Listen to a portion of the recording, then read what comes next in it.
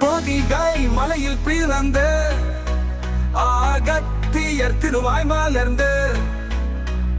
அகம்பூரம் என பிரிந்து இயல் இசை நாடகம் எனும் முக்கணிகளை கனிந்து தொல்காப்பியத்தால் நிறைந்து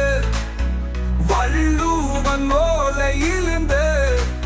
அவ்வை வாய்மொழி தவழ்ந்து கம்பன் கவிதைகளில் மணந்து